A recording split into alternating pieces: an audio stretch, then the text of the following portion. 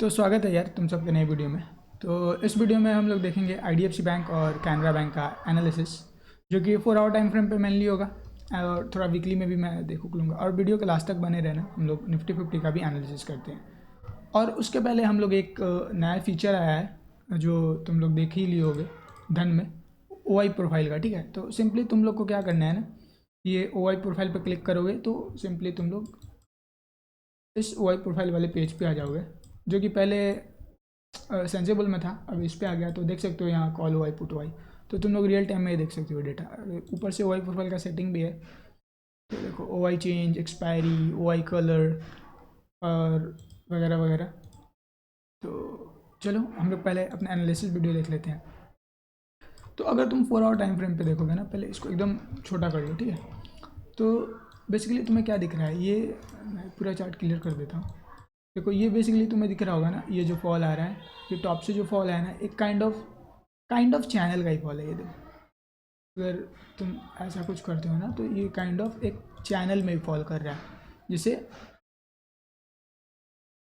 Top fall, फिर थोड़ा base form किया, वापस से बाइंग आया, फिर फॉल हुआ।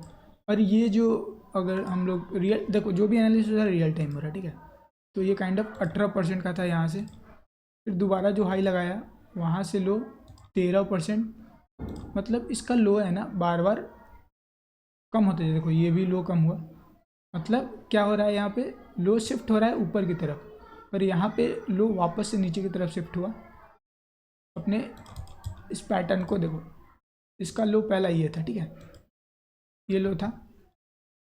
सेकेंड टाइम ने इसने अपने लो को होल्ड किया, थर्ड टाइम में इसने हाई को नीचे की तरफ शिफ्ट किया अगेन। ये देखो यहाँ से इसका हाई नीचे की तरफ शिफ्ट हुआ, फिर इसने अपने प्रीवियस लो को ब्रेक किया, ठीक है। और नेक्स्ट टाइम भी इसने प्रीवियस लो को ब्रेक किया है, तो ये अपने लो को शिफ्ट करते जा रहा है नीचे की तरफ। लो को शिफ्ट कर रहा है, लो को शिफ्ट कर रहा है। बट देखो अगर हम लोग एज ए लॉजिक देखा जाए, तो ये प्रीवियस जो हाई है वो भी शिफ्ट होना चाहिए नीचे की तरफ। बट यहाँ क्या हो रहा है, यहाँ लो ऊपर की तरफ शिफ्ट हुआ, तो पैटर्न ब्रेक हुआ। ये वापस से इसने अपना लो को फॉर्म नहीं किया, ठीक है। और उसके बाद ये लो फिर वापस ऊपर की तरफ शिफ्ट हुआ, फिर वापस से इसने अपने लो के ऊपर ही सस्टेन किया है, ठीक है। इस लो को ब्रेक नहीं कर पा रहा, और अभी ये लो नीचे की तरफ है, तो इसने इस लो को ब्रेक किया। अभी देखो सेम पैटर्न चल रहा है ना, ये लो इसके प्रीवियस हाई के ऊपर ये लो नहीं निकला है, ठीक है। ये लो 70 रुपये के ऊपर नहीं निकला है। तो जब तक हम लोग ये 70 रुपये के अगर ऊपर अगर ये निकलता है, ठीक है, और इस चैनल में ही रहता है, तो हम लोग एक्सपेक्ट कर सकते हैं इस चैनल को ब्रेक कर दे, ठीक है। तो इसमें अगर इन्वेस्टमेंट का तुम लोग, क्योंकि इसमें तो यार ऑप्शन भी है, ठीक है, तो तुम लोग इसमें होल्ड कर सकते हो। और इसके फ्यूचर भी हैं, आई गेस सो, जब फ्यूचर भी है तो तुम लोग फ्यूचर में सेल करके भी बैठ सकते हो। तो लेट्स सपोज कि ये अपने लो को ब्रेक नहीं कर पाता है, ठीक है, यहाँ आता है, तो तुम लोग इस जगह पे ये जो इसको एक सप्लाई एरिया मान लेना, ठीक है। ये पूरा एक काइंड ऑफ सप्लाई एरिया तुम लोग मान सकते हो। तो जैसे ही प्राइस इस लो के आसपास आता है ना, तुम लोग बाई करना और 70 रुपये के आसपास के टारगेट को लगा लेना, ठीक है। एक कंडीशन ये हो सकता है। दूसरा कंडीशन होगा कि तुम लोग क्या कर सकते हो ना, कि यहाँ से ये अगर फॉल होता है, तो तुम लोग इस बार फिर अगर ये लो को, जैसे ये यहाँ है ना, तो यहाँ से फॉल होने का कम चांसेस होगा। अगर ये लो को, इस लो को ब्रेक नहीं कर पाता है, यहीं से अगर फॉल होना शुरू होता है, तो यहाँ से तुम लोग एक और लो के लिए ट्राई कर सकते हो, जो कि लो शिफ्ट होगा 57 के आसपास। ये था अपना IDFC का 4 आवर टाइम फ्रेम में एनालिसिस। अभी हम लोग करेंगे कैनरा बैंक का। तो कैनरा बैंक में अगर हम लोग देखें तो ओके, देखो सारे में सिमिलर काइंड ऑफ पैटर्न दिख रहे हैं। कैनरा बैंक में भी अगर तुम देखोगे ना, तो कैनरा बैंक, देखो कैनरा बैंक भी एक, देखो ठीक है, ओके। तो कैनरा बैंक का पैटर्न थोड़ा क्या है ना, ये देखो इसका ये पूरा ये जो एरिया था ना 4 आवर टाइम फ्रेम, ये डिमांड एरिया था, ठीक है, ये डिमांड जोन है। सॉरी, मैं सप्लाई जोन क्या होता है ना, टॉप से जो होता है वो सप्लाई जोन होता है, ये डिमांड जोन होता है। मैं बार बार, जो बायर एरिया होता है उसको डिमांड जोन बोलते हैं, सेलर को सप्लाई जोन बोलते हैं। तो ये अपने डिमांड एरिया को ब्रेक कर चुका है, ठीक है।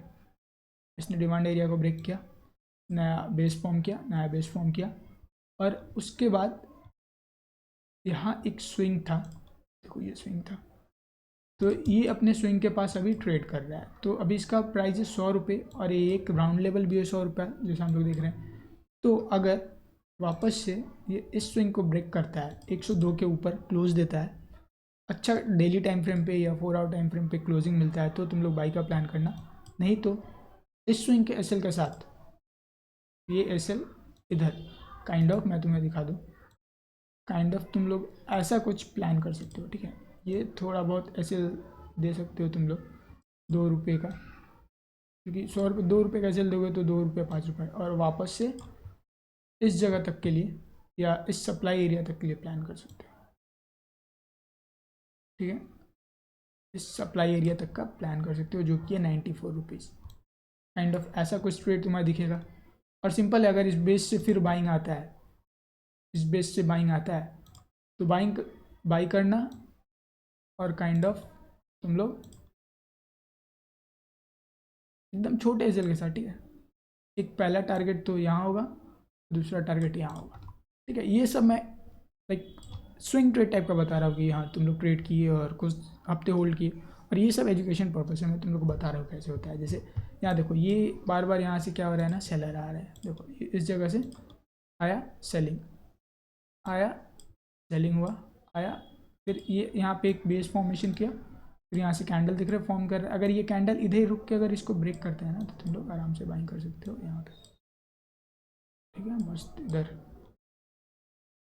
और वापस से ये अपना लो, अगर ये नीचे आएगा तो ये लो टेस्ट करने आएगा ये यहाँ पे, काइंड ऑफ ऐसा कुछ। तो ये था अपना कैनरा बैंक एनालिसिस गाइस। तुम लोग को वीडियो पसंद आया होगा, वीडियो पसंद आया हो तो make sure hit the like and subscribe. और एक सेकेंड, हम लोग कुछ भूल रहे हैं, हम लोग भूल रहे हैं निफ्टी। सो निफ्टी का एनालिसिस अगर मैं तुम लोग को दिखाऊँ तो निफ्टी में kind of 4 hour time frame पे, ठीक है। तो हम लोग ने जैसा प्लान किया था बहुत पहले वाले वीडियो में, तुम लोग देखोगे यहाँ पे 12-13 के आसपास हम लोग ने प्लान किया था कि अगर ये इसके ऊपर क्लोज नहीं कर पाता है, क्योंकि जैसे इधर ऊपर बहुत टाइम स्पेंड कर लिया था और यहाँ पे इसके सप्लाई जोन भी थे, ठीक है, ये सप्लाई जोन था इसका, तो इसने अपने सप्लाई जोन को टेस्ट किया, वापस से इस जोन को टेस्ट करके फिर इसने ब्रेक किया है। और अभी देखोगे तो ये काइंड ऑफ फिर ऊपर में जा रहा है, पर इसके बाइंग में तुमको स्ट्रेंथ नहीं दिख रहा है। तो काइंड ऑफ अभी अवॉइड करना, इस मार्केट में पैसे गंवाने से कोई फ़ायदा है नहीं, क्योंकि जब तक अगर ये इस चैनल में चल रहा है तो अवॉइड करो। अगर चैनल ब्रेक करके एक बड़ा कैंडल फॉर्म देता है ना 4 आवर में, जैसे कुछ इस टाइप का कैंडल, इस साइज़ का, इस साइज़ का, क्योंकि सेलिंग में देखो बड़ा बड़ा कैंडल फॉर्म हो रहा है और बाइंग में सारे छोटे छोटे हेल्दी कैंडल्स फॉर्म ही नहीं हो रहे, तो बाइंग में प्लान मत करना। और सेम नीचे की तरफ अगर एक यहाँ पे नया सप्लाई एरिया फाउंड किया है और ये एक हैमर है काइंड ऑफ, यहाँ से प्राइस को पुश हुआ है नीचे की तरफ, तो तुम लोग सिंपल है, अगर तुम लोग छोटे टाइम फ्रेम पे शिफ्ट होते हो तो तुम लोग को एक रफ फिगर मिल जाएगा। ये देखो छोटे टाइम फ्रेम पे तुम लोग को दिख रहा है ये चैनल में जा रहा है, तो ये बॉटम पे है। अगर यहाँ से बाइंग की तरफ जाता है तो आराम से तुम लोग इस चैनल के हाई तक के लिए बाइंग कर सकते हो। फ्यूचर में बाई करना, ऑप्शन मत करना, ऑप्शन में डीके होगा बहुत ज़्यादा। और वापस से यहाँ से तुम लोग सेलिंग का प्लान कर सकते हो। अगर ये नीचे की तरफ ब्रेक करता है तो तुम लोग इस सप्लाई एरिया तक का, जो कि है 23,668 तक का प्लान कर सकते हो। Guys make sure to like and subscribe.